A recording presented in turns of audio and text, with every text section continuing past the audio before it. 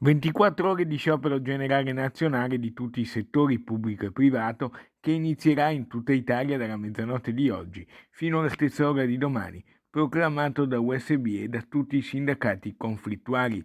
A Venezia il settore più delicato è indubbiamente quello dei trasporti, in particolare i collegamenti acque in laguna. Qui si rischia davvero la paralisi. Domani ci sarà un presenziamento sotto la sede del Comune in Ca' Farsetti. Il Comune è stato scelto come simbolo del disagio sociale di questa città. Si preannuncia dunque una giornata difficile in laguna con collegamenti ridotti al minimo e il pericolo di disagi di servizi.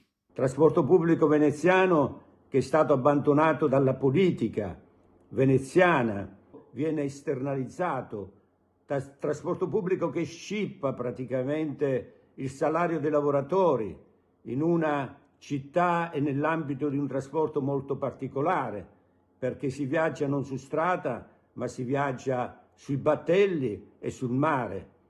E quindi in questo periodo, da 2 anni a questa parte, c'è un conflitto enorme con la proprietà, con il comune, non si sono voluti risolvere i problemi, sono stati azzerati tutti gli accordi di secondo livello, sono stati tolti il riposo ai lavoratori. Ecco l'appello lanciato al comune. Costituire un vero tavolo di contrattazione e dare dignità, salario, giusto salario a questi lavoratori che se lo meritano, che sono sempre in prima fila